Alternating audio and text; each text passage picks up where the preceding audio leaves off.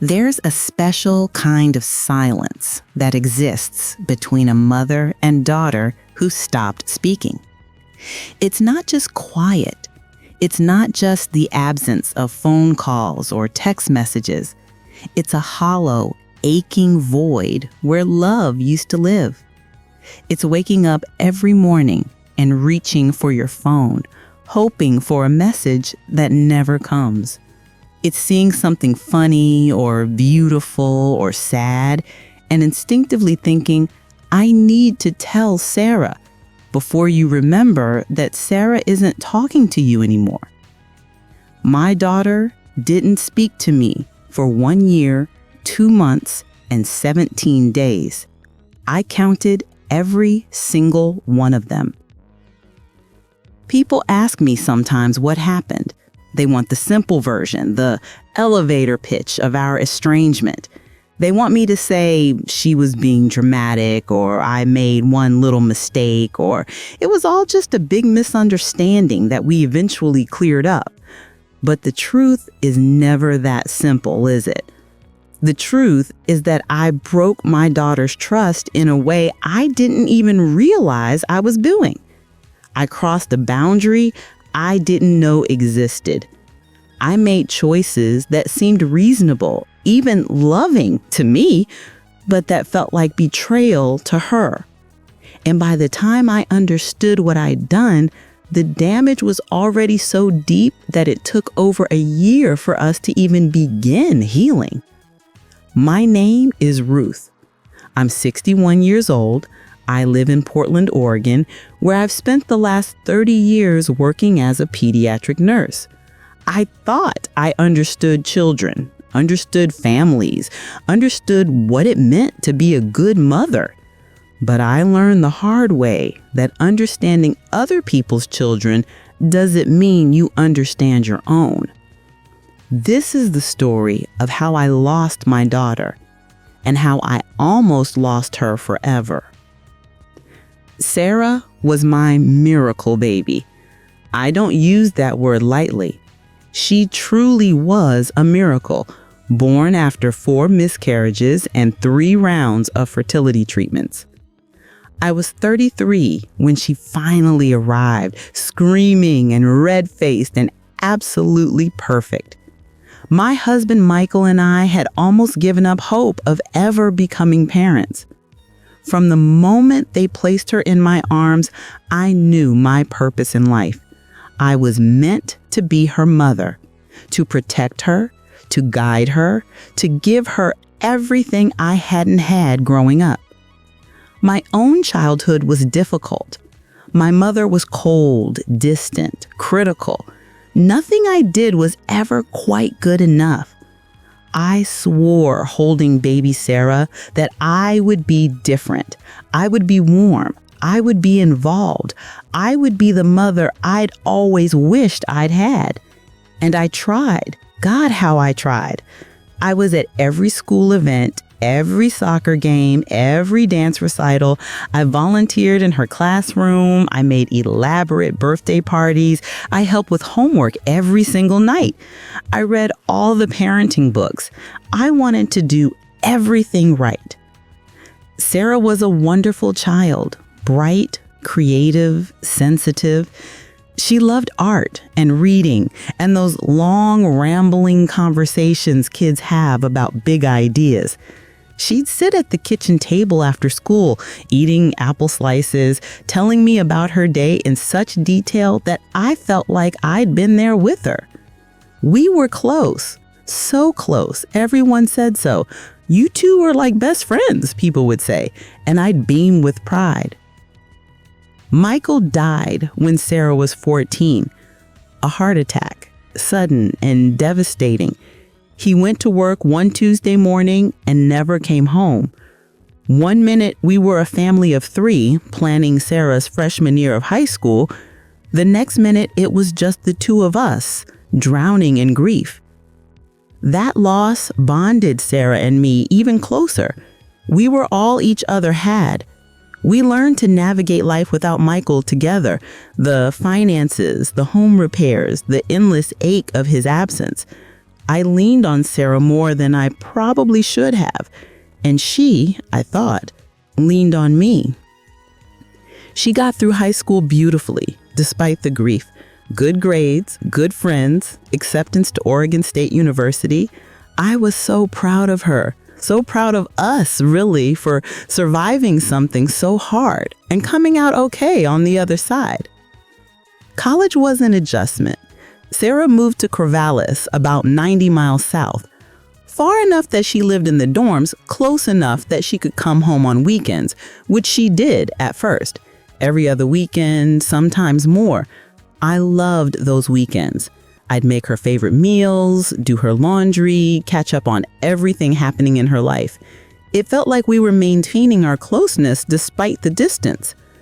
But as her college years went on, the visits became less frequent. Once a month, then every 6 weeks.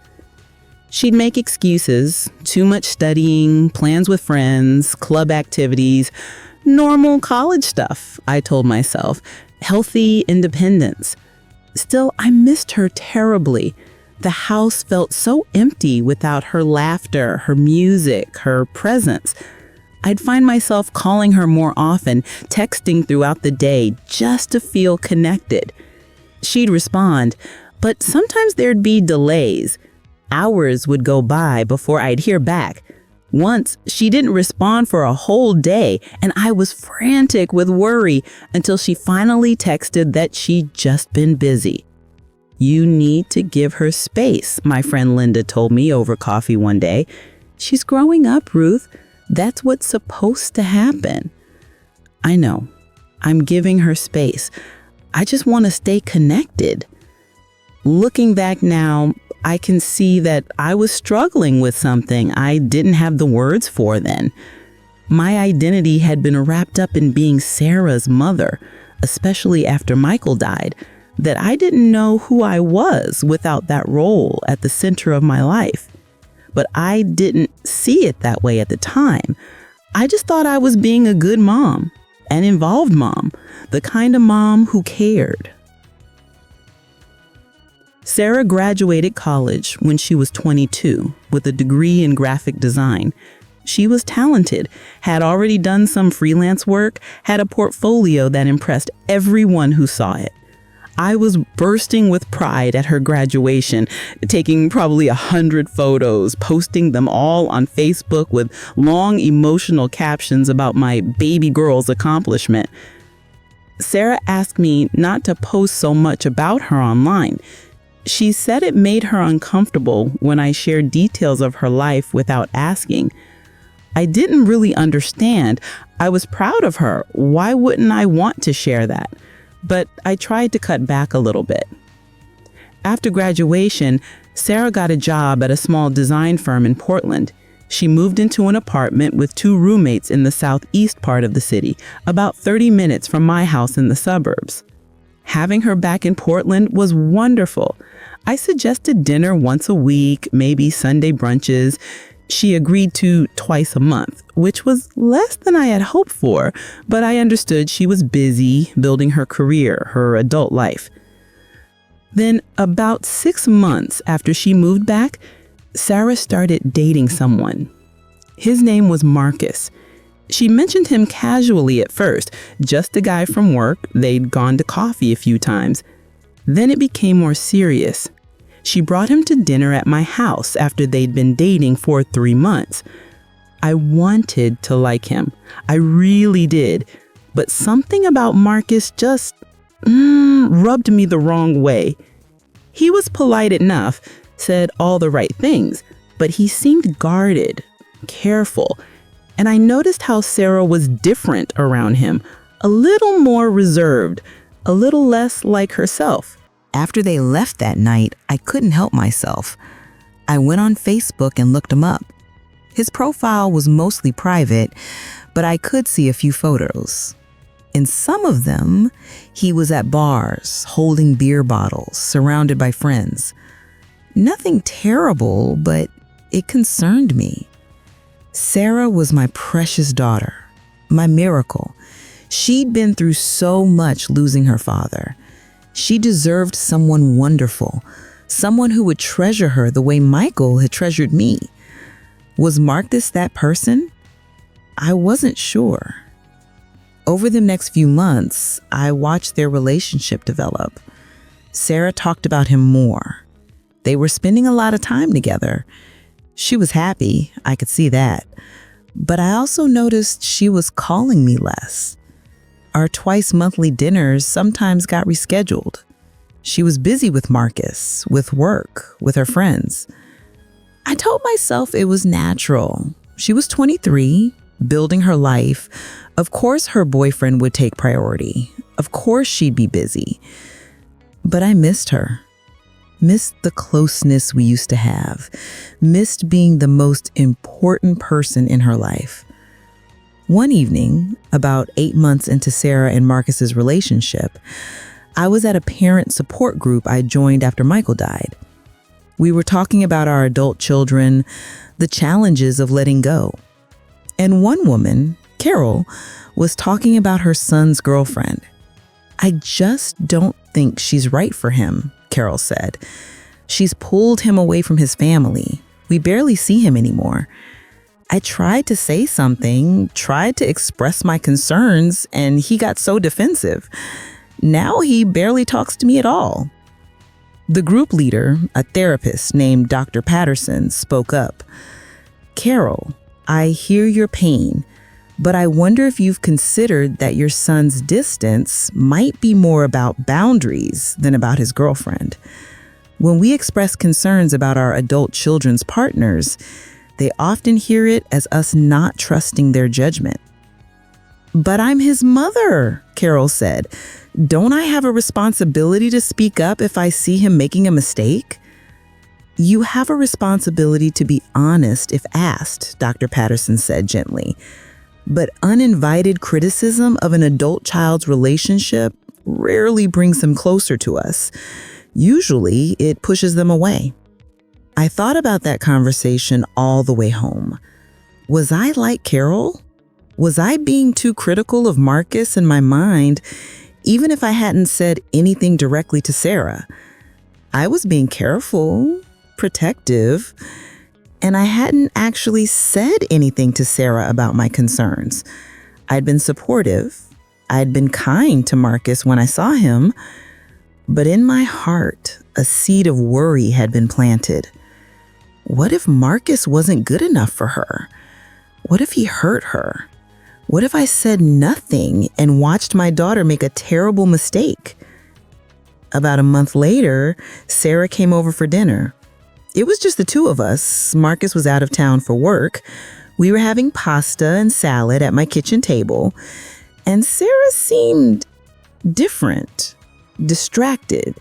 She kept checking her phone. Everything okay, honey? I asked. Yeah, fine, she said, but she didn't meet my eyes. You and Marcus doing well? Yeah, Mom, we're good. Something in her tone felt off, defensive almost, but I let it drop. Later that evening, after she had left, I found myself thinking about her all night. Something was wrong. I could feel it in my bones, that mother's intuition that had served me well when she was younger. I did something I'm not proud of. I went on Facebook and started looking at Marcus's profile again, clicking through what little I could see, looking at who was commenting on his posts. And then I found his Instagram, which was less locked down. I scrolled through his photos. Lots of pictures with friends, at restaurants, at bars. Several with Sarah, which made me smile, despite my concerns. They looked happy together. But then I saw some older photos from before he met Sarah. And in some of them, he was with another girl. Close, intimate photos. Arms around each other, kissing. An ex-girlfriend, obviously. Nothing unusual about that. Everyone has a past. But then I noticed that some of the photos with this girl were only a few months before he started dating Sarah. And in the comments, I saw the girl's name, Jessica. She'd commented on some of his more recent photos, little inside jokes, friendly comments. Were they still friends? Was he still in touch with his ex-girlfriend? I told myself it was nothing. People stay friends with exes sometimes. It doesn't mean anything. But the worry nagged at me. What if he wasn't really over this Jessica? What if he was still involved with her in some way? What if my daughter was about to get her heart broken? I should have talked to Sarah. I should have mentioned my concerns gently, carefully, and then let her make her own decisions. But I didn't do that. Instead, I made a choice that would cost me my daughter for over a year. A choice that seemed, at the time, like I was protecting her. A choice that was actually the biggest mistake of my life. But I didn't. Instead, I wrote back, "Thanks so much for responding. That's really helpful. Can I ask, when you say you're still friends, how often do you talk? And when you say intense, can you give me an example? I just want to make sure my friend knows what she's getting into." Looking back, I can see how inappropriate this was, how invasive, how none of this was my business. But at the time, each step felt justified. I was just gathering information. I was just being thorough. I was just being a good mom. Jessica's second response came quickly. "We text maybe once a month, just casual stuff, checking in. He's respectful of boundaries, never inappropriate. By intense, I just mean like when he cares about something, he really cares, you know? Like he researches everything before making decisions. He plans dates really thoughtfully. He remembers little details. It's actually really sweet. Is your friend having concerns about him?" I stared at that last question. Was Sarah having concerns? I didn't actually know. She hadn't said anything to me, but she'd seemed distracted at dinner that one time. That had to mean something, right? I wrote back one more time. "She hasn't said anything specific, just wanted to do my due diligence as her friend. One last question. Do you think he's fully over you? Like, is there any chance he still has feelings?" There was a longer pause before Jessica responded this time, almost a full day. When her email came, the tone had shifted slightly. "I think you should probably talk to your friend directly about these concerns instead of investigating her boyfriend behind her back. But to answer your question, no, I don't think Marcus has feelings for me anymore. He's with your friend, and from what I've seen on social media, he seems really happy. I hope this helps. Good luck." That email felt like a door closing. But I had my information. Marcus was still in touch with his ex, but Jessica seemed to think it was innocent. He was intense, but in a caring way. No major red flags, really. I should have felt relieved, should have let it go. But instead, I felt unsettled. What did intense really mean? And why were they still texting once a month? What did they talk about? 2 weeks later, Sarah came over for our regular dinner. She seemed happier than the last time I'd seen her, more like herself. She and Marcus had just gotten back from a weekend trip to the coast. "It was beautiful, Mom," she said, showing me photos on her phone. "We stayed at this little inn in Cannon Beach. Marcus found this amazing Bex's place, and we spent hours just walking on the beach talking." "That sounds wonderful, honey," I said, meaning it. She looked happy, genuinely happy. But I couldn't help myself. "You two are getting pretty serious, huh?" "Yeah," she said, a smile playing at her lips. "I think so. I mean, it's still fairly new, but yeah, I really like him, Mom." "Does he have a lot of close friends? Like exes he's still friendly with, that kind of thing?" Sarah looked at me with a slight frown. Why are you asking that? No reason, just curious about his life, his history. That's normal, isn't it? To want to know about the person your daughter's dating? He has friends, yes, including some people he used to date. He's a good person who maintains healthy friendships. Is that a problem? No, of course not, I said quickly. I just want to make sure he's treating you well, that you're his priority. He is treating me well, Mom, Sarah said, and there was a slight edge to her voice now. I'm 23. I can figure out if someone's treating me well or not. I know that, sweetie. I just worry. You worry a lot, Sarah said quietly.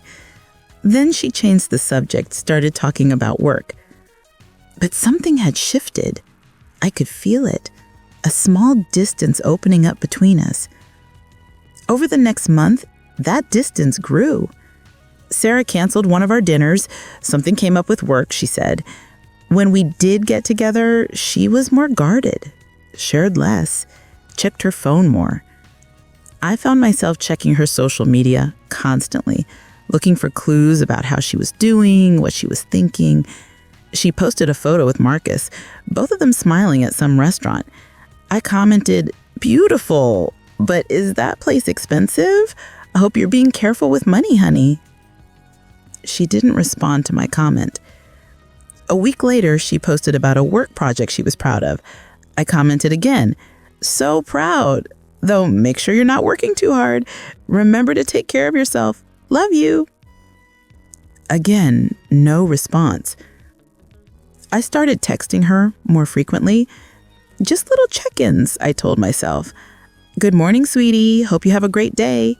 Thinking about you. Saw this article about graphic design. Thought of you." Her responses became shorter. "Thanks. K." Sometimes just an emoji. My friend Linda noticed at our weekly coffee date. "How's Sarah?" "Fine," I said, but I couldn't hide the worry in my voice. "I think she's been a bit distant lately." Define distant. She just doesn't share as much, doesn't respond to my messages as quickly, canceled our last dinner. I don't know, Linda. I feel like I'm losing her. Or, Linda said gently, she's just living her own life, being an adult. That's healthy, Ruth. But we used to be so close, I said, and I heard the plaintive note in my own voice. She used to tell me everything. She was a teenager then. Now she's a grown woman. The relationship has to change. I knew Linda was right. Logically, I knew it. But emotionally, I couldn't accept it. I missed my daughter. I missed being needed. I missed being the center of her world. And I blamed Marcus for the distance I felt growing between us. That's when I made my second terrible decision. I decided to reach out to Marcus directly. Not to confront him or accuse him of anything, just to talk, to get to know him better, to understand what his intentions were with my daughter. That seemed reasonable, didn't it? Getting to know your daughter's boyfriend. I found his email through his work website, the design firm where he and Sarah both worked. I sent him a message asking if he'd like to meet for coffee. Just me and him. I wanted to get to know him better, I said. Sarah was so important to me, and anyone she cared about was someone I wanted to know. He responded politely. Sure, he'd be happy to meet. How about Saturday morning? I didn't tell Sarah about the coffee date. I told myself it wasn't deceptive. It was just a casual meeting. No reason to mention it unless something important came of it. Saturday morning, I met Marcus at a Starbucks near his apartment. He showed up right on time, shook my hand, smiled warmly. Up close, without Sarah there, I could see why she liked him. He had kind eyes, an easy manner. He seemed genuine. We made some small talk for a few minutes. Then I dove in. Marcus, I wanted to meet with you because Sarah is my whole world, I said. She's been through so much, losing her father, all the challenges of growing up, and I just want to make sure that whoever she's with is going to treat her right. Be there for her, not hurt her. I understand, Marcus said carefully. I care about Sarah a lot, Mrs. Patterson. I wouldn't be with her if I didn't. That's good to hear, I said. I also wanted to ask, I know you're still friends with some of your exes. Sarah mentioned it. I just want to make sure that's not going to be a problem, that you're fully committed to Sarah and not distracted by past relationships. Something changed in Marcus's expression. His smile faded slightly. Sarah mentioned I'm friends with my exes. Well, I asked about it and she confirmed it, I said. Is that true? Are you still in touch with them? I'm friends with one ex, Jessica, he said slowly. We text occasionally. It's completely platonic. And I'm a little confused about why you're asking me this. Did Sarah express concern about it? I'm just doing my due diligence, I echoed the phrase I'd used with Jessica, making sure my daughter is with someone trustworthy. Marcus was quiet for a long moment. Then he said, very carefully, Mrs. Patterson, I appreciate that you care about Sarah, but I think these are questions you should be asking her, not me. And honestly, this feels a bit invasive. Sarah and I have a relationship built on trust. If she had concerns about my friendship with Jessica, she would talk to me about it. The fact that you're asking me directly without her knowledge feels like you're going around her, treating her like she can't make her own decisions.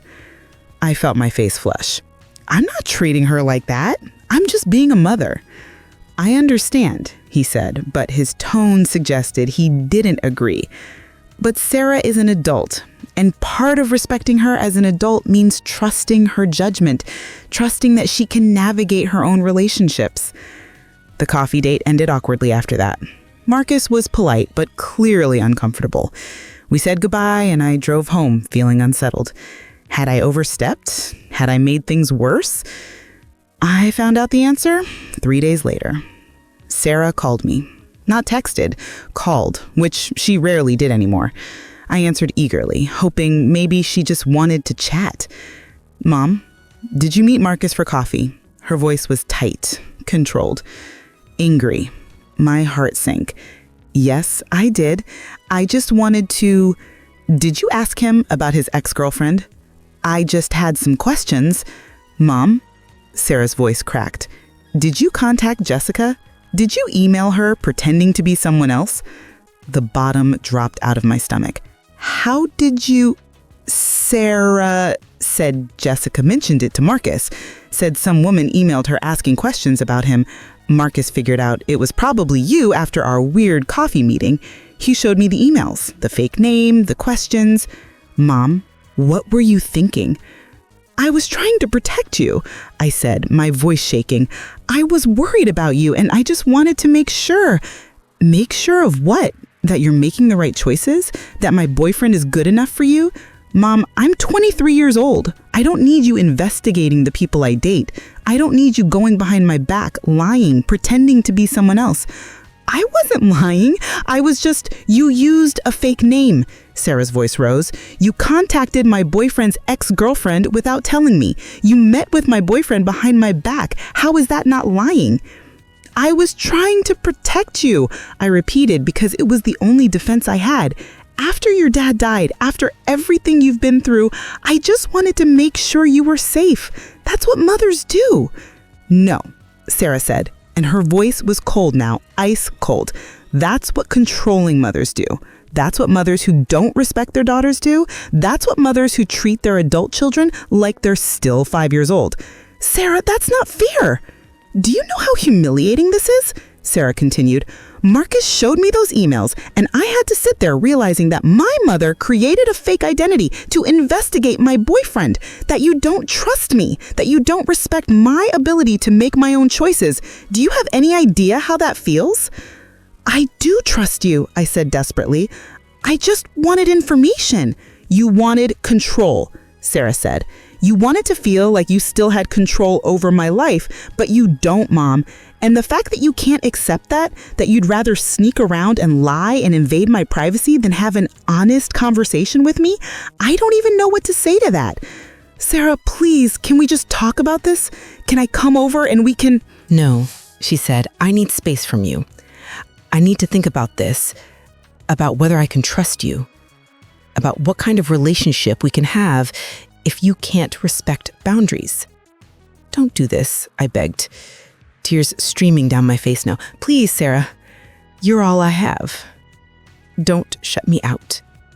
I'm not shutting you out, Sarah said, but her voice was thick with tears too. I'm setting a boundary. And if you can't respect that, then I don't know, Mom. Everything you understand now that you didn't understand before. I want you to truly acknowledge what you did and why it was harmful. No justifications, no excuses, just honest accountability. I spent 2 weeks on that letter. I must have written 20 drafts, each one a little more honest than the last. It was excruciating, putting into words how badly I'd violated Sarah's trust, how I'd treated her like a child instead of an adult, how my love had become controlling and suffocating. But it was also clarifying. With each draft, I understood more clearly what I'd done wrong. Not just the specific actions, contacting Jessica, meeting Marcus behind Sarah's back, but the fundamental mindset behind those actions, the belief that I knew better, that I had a right to manage her life, that my fear entitled me to violate her boundaries. 6 months after Sarah stopped speaking to me, I was at work when one of my nursing colleagues mentioned her daughter's upcoming wedding. I'm so excited, she said, and I'm trying really hard not to be a controlling mother of the bride. My daughter keeps reminding me it's her wedding, not mine. That's smart of her to set those boundaries. It is, my colleague agreed, but it's hard, you know? You spend your whole life taking care of them, and then suddenly you're supposed to step back and let them make their own choices, even when you think those choices might be mistakes. Yeah, I said quietly, I know what you mean. That evening, I was sitting on my couch, staring at the photos on my mantle. So many pictures of Sarah at different ages. Baby Sarah, toddler Sarah, Sarah on her first day of kindergarten, Sarah at her high school graduation, Sarah and me at her college graduation. I realized I didn't have any recent photos of her, nothing from the last couple of years. She'd stopped sending me pictures, stopped letting me take them when we were together. At the time, I thought she was just being difficult. Now I understood she'd been trying to create boundaries that I kept ignoring. I picked up my phone. I hadn't texted Sarah in almost 4 months, not since she'd asked me to give her space. But I felt a sudden, urgent need to reach out, not to beg or plead, just to tell her something important.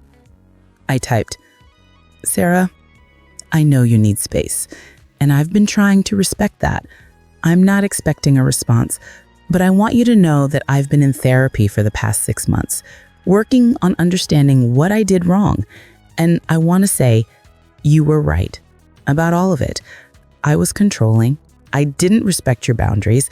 I treated you like a child instead of the capable adult you are. I'm so sorry. I love you. Take all the time you need. I hit send before I could second guess myself.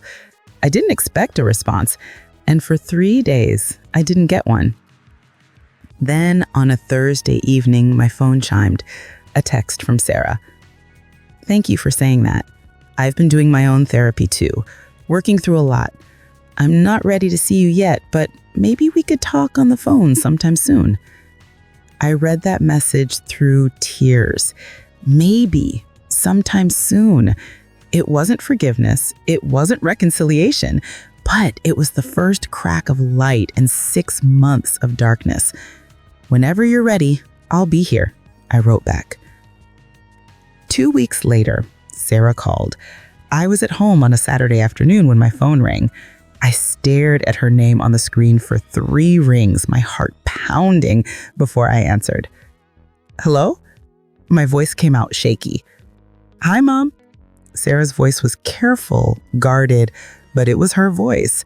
I hadn't heard it in over 6 months. Hi, sweetheart, I said, and I was already crying. Thank you for calling. Yeah, a pause. I've been thinking about things a lot, talking to my therapist about it, about you, about us. I've been in therapy too, learning a lot about myself, about what I did wrong. What have you learned? Sarah asked. And so I told her everything. I told her about how I'd centered my entire identity on being her mother, especially after Michael died. I told her about how my own childhood had shaped my need to control. I told her about my fear of losing her that drove me to violate her trust and her boundaries. I was so focused on keeping you safe that I didn't see I was actually keeping you from being your own person. I treated you like you weren't capable of making your own choices, like I knew better what was right for your life, and that was wrong, so deeply wrong. Sarah was quiet for a long time. Then she said, "Do you know what the worst part was? It wasn't even the Jessica thing, really. I mean, that was bad. But the worst part was realizing that you didn't trust me, that after all these years of being responsible and making good choices and building my life, you still saw me as a child who needed to be managed." "I know," I said, "and I'm so sorry, Sarah. You're right. I didn't trust you, not because you'd given me any reason not to, but because I couldn't let go of seeing you as my little girl who needed protecting. I'll always be your daughter, Sarah, but I'm not your little girl anymore. I haven't been for a long time. I know that now. And I promise you, Sarah, I'm working on accepting it. I'm working on learning how to be your mom without trying to control your life. I don't know if I'll always get it right, but I'm trying." "That's all I needed to hear," Sarah said, and I could hear tears in her voice too. "That you understand, that you're trying." We talked for over an hour that day, not about Marcus specifically, that still felt too raw, but about everything else. Her work, her life, how she'd been coping with our estrangement. It wasn't easy. There were painful moments, awkward silences, things we both skirted around, but it was a beginning. After we hung up, I sat on my couch and cried, not from sadness this time, but from relief, from hope, from the possibility that maybe, just maybe, I hadn't lost my daughter forever. The next call came 2 weeks later, then another the week after that. Slowly, carefully, we started rebuilding communication. Short phone calls, brief text exchanges. Nothing in person yet. Sarah wasn't ready for that. But we were talking. "I do," I said. "I've learned something in therapy, Sarah. I've learned that you're the expert on your own life, not me. And if you say Marcus is right for you, then I trust your judgment. I'm sorry it took me so long to get there." Sarah was crying now. I could hear it. "Thank you," she whispered. "You have no idea how much I needed to hear that." "I know I broke your trust," I said, "and I know it's going to take time to rebuild it, but I want you to know I'm committed to doing better, to being the mother you deserve, not the mother who tries to control your life, but the mother who supports you in living it." "That's what I needed," Sarah said. "That's all I ever needed." A month later, 9 months after she'd stopped speaking to me, Sarah invited me to lunch. Just the two of us, at a small cafe downtown. I got there early, my hands shaking as I waited. And then I saw her walking up, and my heart nearly burst. My daughter, my beautiful daughter, looking healthy and happy and so grown up. We hugged awkwardly at first, then tighter. And we both cried right there on the sidewalk before we even made it into the restaurant. Over lunch, we talked about everything. Her wedding plans, her work, Marcus, and this time I asked questions out of genuine interest, not interrogation. She showed me her ring. She told me funny stories about wedding planning. She asked if I'd help with some of the preparations. Of course, I said, whatever you need. But Sarah, I want you to know it's your wedding, your day. I'll help however you want me to, but I won't overstep. If I start to, I need you to tell me. I will, she said. I promise I will. And Mom, I need you to promise me something too. Anything. Promise me that if you have concerns about anything in my life, about Marcus, about my job, about whatever, that you'll come to me directly, that you'll talk to me like an adult, that you won't go behind my back or try to investigate or manage things without telling me. I promise, I said. I absolutely promise. And Sarah, if I ever start to slip back into those old patterns, I give you full permission to call me out on it, to set boundaries, to protect yourself, because I never want to hurt you like that again. She reached across the table and squeezed my hand. I know you don't. And I can see you're really trying. That means everything to me. As we left the restaurant, Sarah said casually, Marcus wants to have dinner with you sometime, if you're open to it. My chest tightened, but I smiled. I'd like that. I'd like to get to know him. The real him, not the version I made up in my head. He's a good guy, Mom. Once you actually give him a chance, I think you'll really like him. I believe you, I said. And this time, I meant it. That dinner happened 2 weeks later. Marcus was nervous. I could see it in the way he fidgeted with his napkin. But he was also gracious, kind, willing to give me a second chance even though I'd invaded his privacy and treated him with suspicion. Mrs. Patterson, he said toward the end of the evening, I know we got off to a rough start, but I want you to know I love your daughter. I'm committed to her, and I hope that over time, you and I can build a better relationship because you're important to Sarah, which means you're important to me. I looked at this young man who'd been patient with my daughter during our estrangement, who'd supported her through therapy, who'd proposed to her despite knowing her mother was a complication in her life. Thank you, I said. And I'm sorry for investigating you, for not trusting you, for making things harder than they needed to be. You didn't deserve that. I appreciate you saying that, he said. Then he smiled. But I think we can start fresh from here. What do you say? I'd like that, I said. And we did. Start fresh, I mean. It wasn't perfect. Healing never is. But it was real. It was honest. It was built on respect instead of control. The turning point wasn't one moment. It was a series of small moments stretched across months. It was every therapy session where I confronted an uncomfortable truth. It was every time I wanted to reach out to Sarah, but stopped myself to respect her boundaries. It was that first phone call where I admitted I'd been wrong. It was learning to celebrate her engagement without trying to control her wedding. It was learning that love without respect isn't really love at all. And it was realizing that the best gift I could give my daughter wasn't my protection. It was my trust. Sarah and Marcus got married on a bright Saturday in June, exactly 1 year and 2 months after Sarah stopped speaking to me. I stood in the back of the ceremony venue, a beautiful garden overlooking the Columbia River, and watched my daughter walk down the aisle in a simple ivory dress that made her look radiant. She had asked her uncle, Michael's brother Tom, to walk her down the aisle. It stung a little, but I understood. This was her way of honoring her father, and I respected that choice. What mattered was that I was there at all, that I'd been invited, that I was part of her life again. The reception was lovely. I'd helped with some of the planning, but I'd been careful to let Sarah make all the final decisions.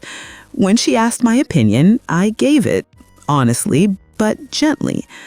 When she chose something different, I supported her choice. It was a delicate dance, learning to be involved without being controlling. During the mother-daughter dance, a tradition Sarah had chosen to include, Sarah rested her head on my shoulder as we swayed to an old Patty Griffin song. "Thank you for being here," she whispered. "Thank you for letting me be here. I love you, Mom. I love you too, sweetheart. So much." That night, lying in my hotel room, I reflected on the journey that had brought us to this moment. The year of silence, the months of therapy, the painful work of recognizing my mistakes and changing my patterns, the slow, careful rebuilding of trust. It had been the hardest year of my life, but it had also been the most transformative. I'd learned things about myself I'd never examined before. I'd confronted the ways my own childhood had shaped my parenting. I'd recognized how Michael's death had left me clinging too tightly to Sarah, making her responsible for filling the void he'd left. I understood that my inability to let go wasn't about protecting her. It was about protecting myself from the terror of being alone. And I learned that real love means letting go.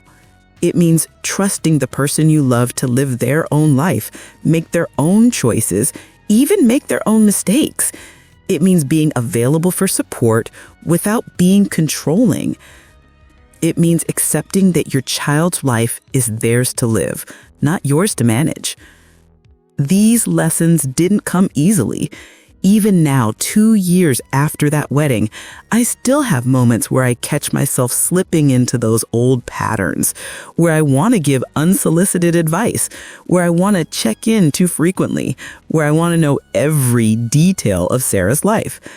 But now I have tools to recognize those impulses, and I have the relationship with Sarah where I can be honest about my struggles. Just last month, Sarah called to tell me she and Marcus were trying to have a baby. My immediate reaction was a flood of worry. Was she ready? Were they financially stable? Had they thought through all the implications? But instead of voicing all those concerns, I took a breath and said, "That's exciting. How are you feeling about it?" We had a real conversation. She told me about her hopes and fears. She asked if I had any advice about pregnancy, about motherhood. And when she asked, I shared.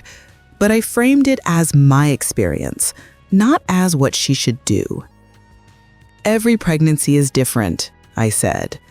"Every baby is different. You'll figure out what works for you and Marcus. And I'll be here if you need me.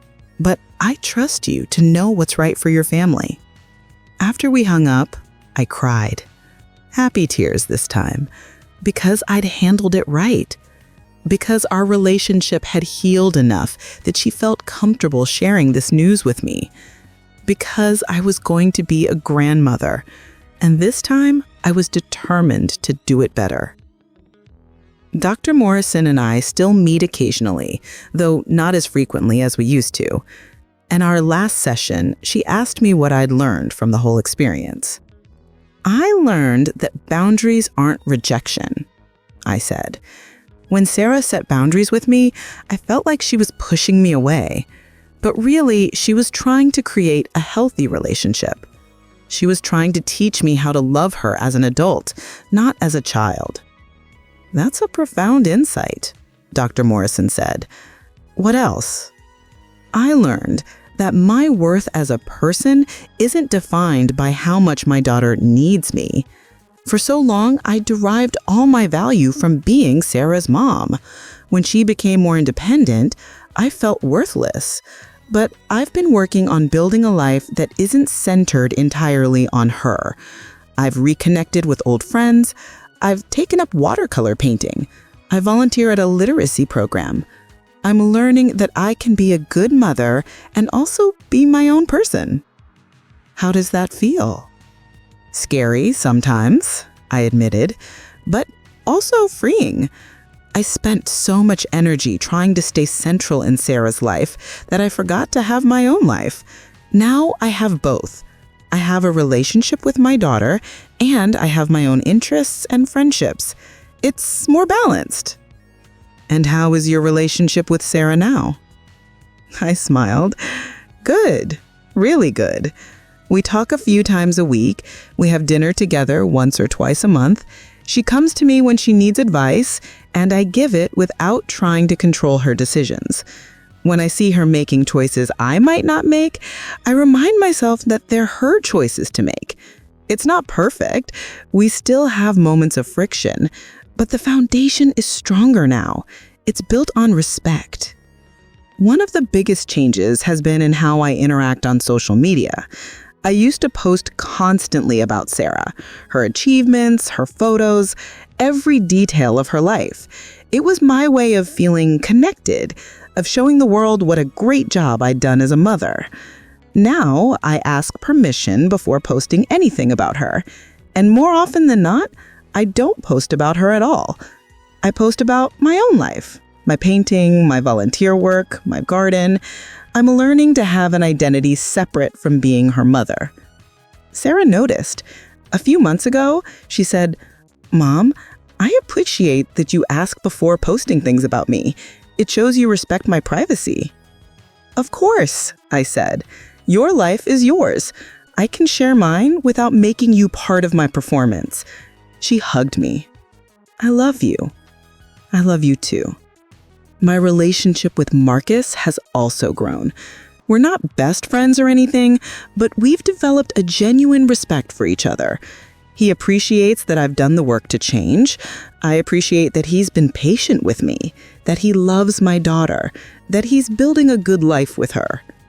Last Christmas, the three of us had dinner together at their apartment. At one point, Marcus showed me photos from a hiking trip they'd taken. In several of the pictures, I could see Sarah's joy, her genuine, unguarded happiness. I said, "She looks really happy." Marcus said, "She is. We both are." "That's all I want for her," I said.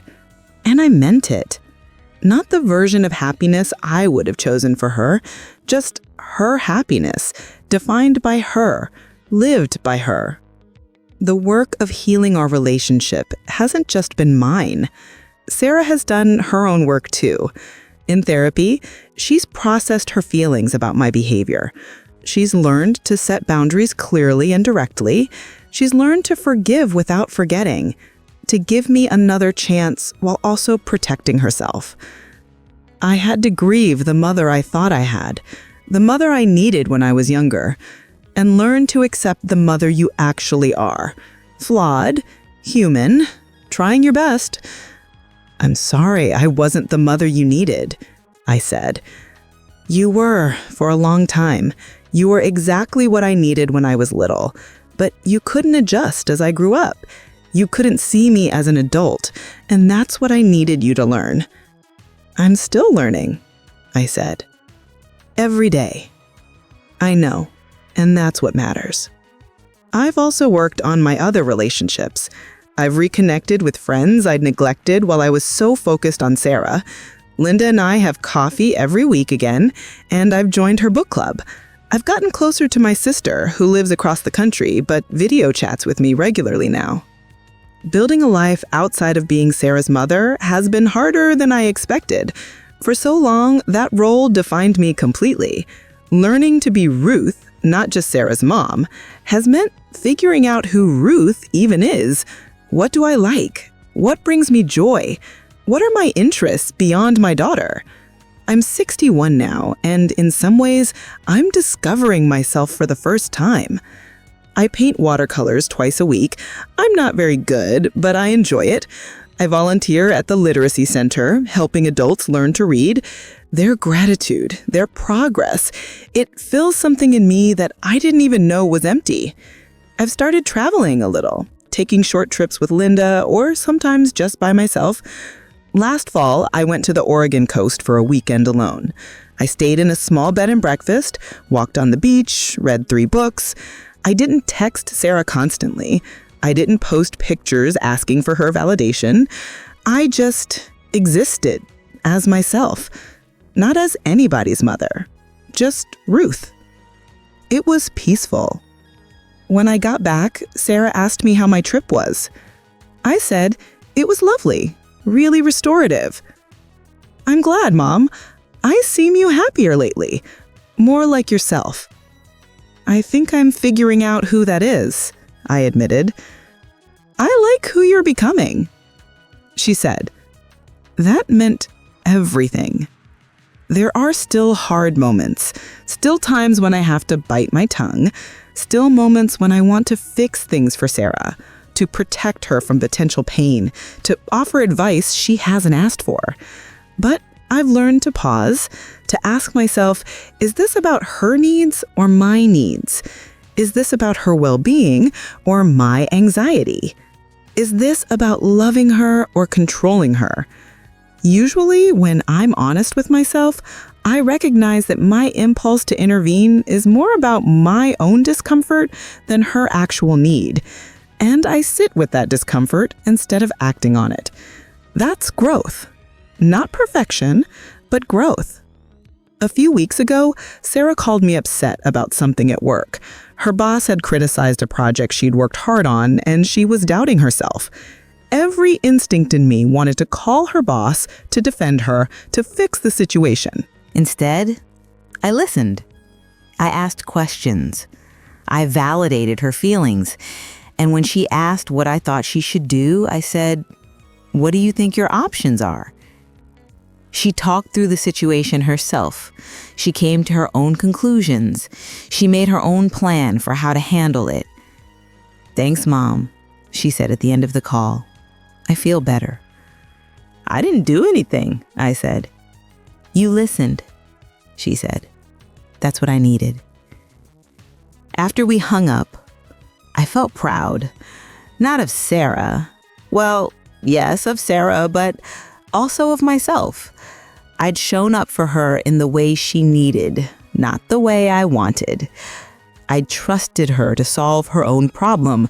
I'd been her mother without trying to be her savior. That's the relationship we have now. It's not the enmeshed, codependent closeness we had when she was younger. It's better than that.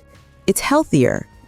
It's based on mutual respect, clear boundaries, and genuine love that doesn't require control. And it's enough. More than enough. I think about that year of silence sometimes. How dark it was. How much I thought I'd lost forever.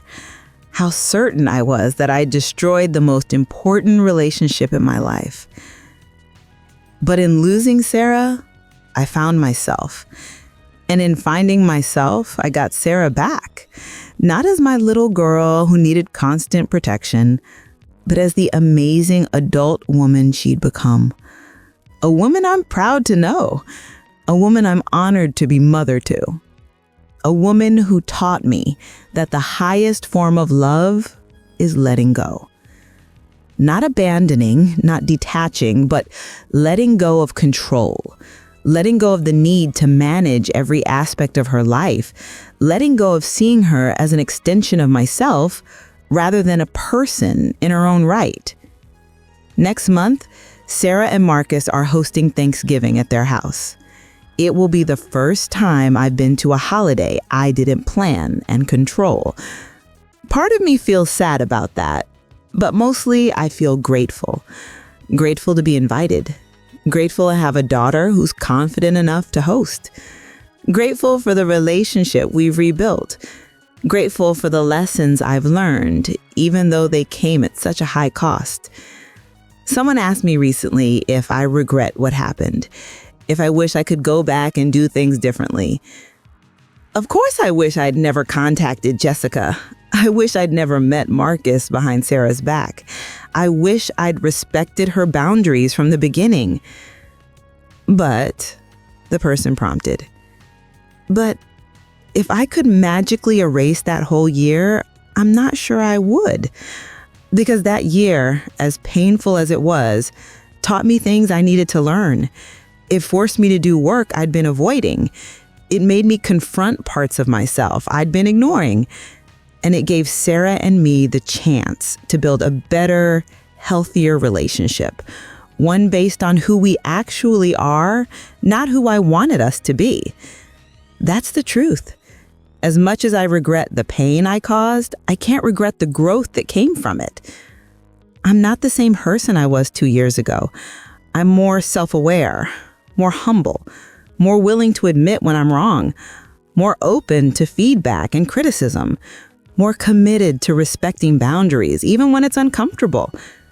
And Sarah isn't the same person either. She's more confident, more assertive, more willing to speak up when something doesn't feel right, more clear about what she needs and expects from the people in her life. We're both better for what we went through, even though it was hell, even though I wouldn't wish that kind of estrangement on anyone. Sometimes growth only comes through pain. Sometimes we have to lose something precious before we learn how to hold it properly. I lost my daughter for a year, but in that loss, I learned how to truly be her mother. Not the mother who holds on too tight, not the mother who tries to live through her child, not the mother who needs to be needed, but the mother who loves without conditions, who supports without controlling, who trusts even when it's scary. The mother who finally understands that her daughter's life belongs to her daughter. And that's enough. It has to be enough. It is enough.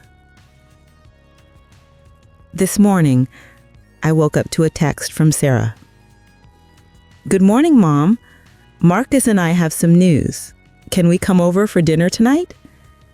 I smiled at my phone, feeling that familiar flutter of curiosity. But I didn't let my mind spiral into speculation. I didn't text back demanding to know what the news was. I didn't call her or send 5 follow-up messages. I just wrote, "Of course. How does 6:30 sound? I'll make lasagna." Perfect. Love you. Love you too. That small exchange, simple as it is, represents everything we've rebuilt. The ease, the trust, the respect for boundaries, the knowledge that she'll tell me what she wants to tell me when she's ready to tell me. I spent the afternoon preparing dinner, setting the table, lighting candles, not because I was trying to impress anyone or create some perfect moment, just because I wanted to. Because I enjoy creating a warm space for the people I love. When Sarah and Marcus arrived, I hugged them both. Sarah looked radiant, practically glowing with some secret joy. I could tell she was excited to share her news, but I waited. I let her lead. We sat down to dinner, made small talk about work and the weather and their new kitten. And then as I was serving dessert, Sarah reached across the table and took Marcus's hand. "Mom," she said, her eyes shining, "we're pregnant." My first feeling was pure joy. My second was a wave of worry. All the things that could go wrong, all the challenges ahead, all the ways pregnancy and parenthood would change their lives. But I caught those worries before they came out of my mouth.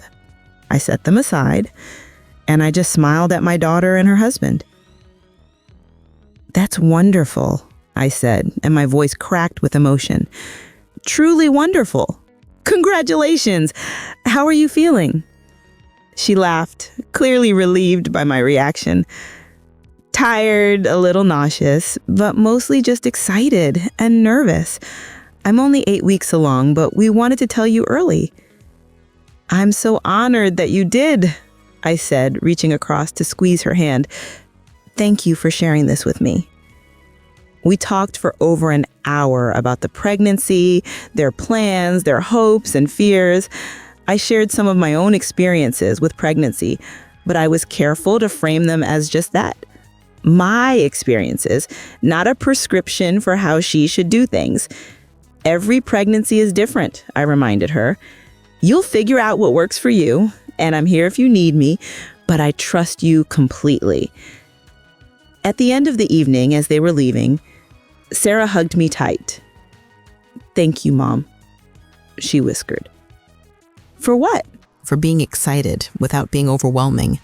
for asking questions without giving unsolicited advice, for just being present without trying to take over. "I'm learning," I said. "Still learning every day." "I know," she said, "and I see it. I appreciate it." After they left, I sat on my couch with a cup of tea and thought about the journey that had brought me here. From that dark year of silence to this moment of being trusted with my daughter's joy. From being the mother who couldn't let go to being the mother who's learning how to hold on properly. It hasn't been easy. Growth never is, but it's been worth it. Every painful therapy session, every moment of self-reflection, every time I had to bite my tongue and resist my old patterns, every small step toward becoming the mother Sarah needed me to be. I'm gonna be a grandmother. That thought fills me with such profound joy and also a deep sense of responsibility, because I have a choice now. I can repeat the patterns with my grandchild that I had with Sarah, the over-involvement, the boundary violations, the inability to let parents be parents, or I can do it differently. I choose differently. I've already decided on some ground rules for myself. I'll wait to be invited before visiting. I'll ask before giving advice. I'll support Sarah and Marcus's parenting choices even when they're different from what I would do. I'll be grandma, not a third parent. I'll be available without being intrusive. I'm sure I'll stumble. I'm sure there will be moments when I overstep, but the difference now is that I'm aware, I'm accountable, and I've built a relationship with Sarah where she can tell me when I'm crossing a line and I'll actually listen. That's what matters. Not perfection, but awareness, accountability, and the willingness to keep learning. I want to talk directly to those of you who are listening to this story right now. Maybe you're a mother like me, struggling to let go of your adult children. Maybe you've made similar mistakes, crossed boundaries, tried to control, held on too tightly. Maybe your children are pulling away and you don't understand why. Maybe you're in that dark place I was in, wondering if you've lost them forever. If that's you, I want you to know it's not too late. It's never too late to do the work, to get help, to recognize your patterns and commit to changing them, to learn what healthy boundaries look like, to understand that loving someone doesn't mean controlling them. It won't be easy. You'll have to confront uncomfortable truths about yourself. You'll have to sit with the guilt and shame of recognizing the harm you've caused. You'll have to learn to tolerate the anxiety of not knowing everything about your child's life, not being able to fix everything for them, not being at the center of their world anymore. But you can do it, and the relationship waiting on the other side is worth it. I promise you, it's worth it. Or maybe you're an adult child who's struggling with an overbearing parent. Maybe you've tried setting boundaries and being met with guilt trips, manipulation, or accusations that you're being ungrateful or cold. Maybe you're considering stepping back from the relationship, going low contact or no contact, and you feel terrible about it. If that's you, I want you to know your feelings are valid. Your boundaries are valid. You have a right to protect yourself, even from someone who loves you, even from your own mother. Love doesn't entitle anyone to violate your autonomy or disrespect your boundaries. Setting boundaries isn't cruel. It's not punishment. It's not rejection. It's you teaching people how to love you in a way that's healthy for both of you. And if your parent truly loves you, they'll do the work to understand that. It might take time. It took me almost a year to even begin understanding. But if they love you, they'll try. And if they don't try, if they refuse to respect your boundaries, refuse to see you as an autonomous adult, refuse to do any self-reflection or change, then you have to make the hard choice to protect yourself. And that's okay. That's not you failing. That's you choosing your own well-being. And you deserve that choice.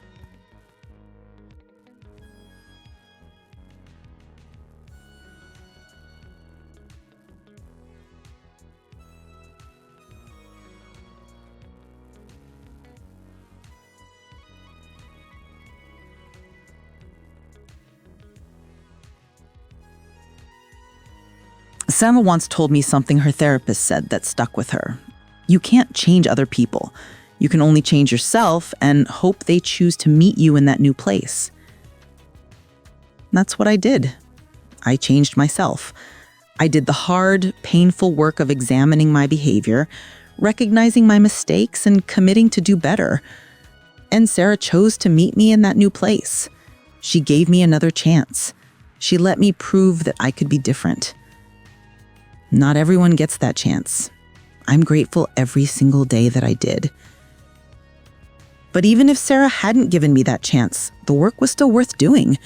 Because becoming a better person, learning healthier patterns, understanding my own wounds and how they affected my behavior, that was valuable in itself. Not just for my relationship with Sarah, but for all my relationships. For my relationship with myself. I'm 61 years old. I spent most of my adult life thinking I knew who I was, what I was doing, how to be a good mother. And then I discovered I'd been wrong about so much. That revelation could have broken me. In some ways, it did break me. But from that brokenness, I built something new, something more honest, something healthier. I'm not the perfect mother. I never will be. But I'm a better mother than I was 2 years ago. A more self-aware mother, a more respectful mother, a mother who's learning that the best gift she can give her daughter isn't protection or control or constant presence. It's trust and space and the freedom to live her own life. Even when that life doesn't look like what I would have chosen for her. Even when she makes choices I don't fully understand. Even when she doesn't need me the way she once did. Because here's what I finally learned. Sarah doesn't need me to be her everything anymore. But she still needs me to be her mother, just in a different way, a better way. She needs me to be the person she can call when she's scared about becoming a mother herself, the person who listens without judgment, the person who offers support without strings attached, the person who celebrates her joy without making it about myself, the person who respects her enough to let her live her own life. That's who I'm working to be, every single day. And on the days when I stumble, when I catch myself slipping into old patterns, I have tools now. I have awareness. I'm accountable. And I've built a relationship with Sarah where she can tell me when I'm crossing a line and I'll actually listen. That's what matters. Not perfection, but awareness, accountability, and the willingness to keep learning. Next week, Sarah and I are going shopping for maternity clothes. She asked if I wanted to come, and I said yes. Not because I have opinions about what she should wear or what's appropriate or what I wore when I was pregnant, but because she invited me, because she wants to share this experience with me, because we've rebuilt enough trust that she feels comfortable including me in this part of her life. That invitation means everything. I'll go shopping with her and I'll let her choose what she likes. I'll offer opinions only if asked. I'll pay attention to what makes her light up, what makes her feel beautiful, what makes her feel like herself, and I'll support those choices, whatever they are, because that's what love looks like now. Not managing, not controlling, not insisting she do things my way, just supporting, celebrating, being present without taking over.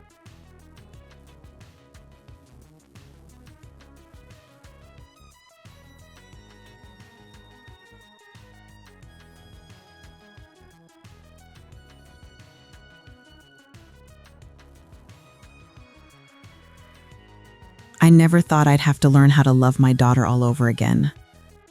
But I did. And the love I have for her now is deeper, healthier, more respectful than what I felt before.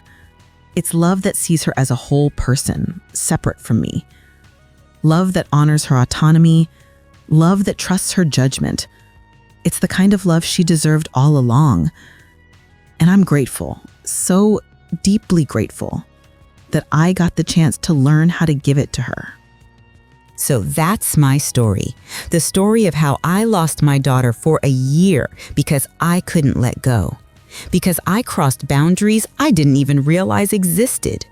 because I loved her in a way that was suffocating rather than supporting.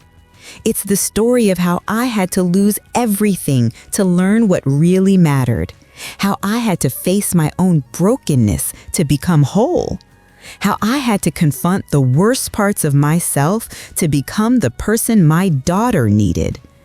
It's not a perfect story. It doesn't have a neat, tidy ending where everything is magically fixed. We're still healing, still learning, still figuring out what this new relationship looks like. But we're doing it together, and that's what counts. To every mother reading this, your children are not extensions of you. They're not here to fulfill your dreams or validate your choices or fill the empty spaces in your life. They're whole, separate people with their own dreams, their own choices, their own lives to live. And the greatest gift you can give them is the freedom to live those lives, even when it's hard, even when it scares you, even when it means they need you less. Let them go. Trust them. Respect them. That's love. Real love. I learned that the hard way, but I learned it.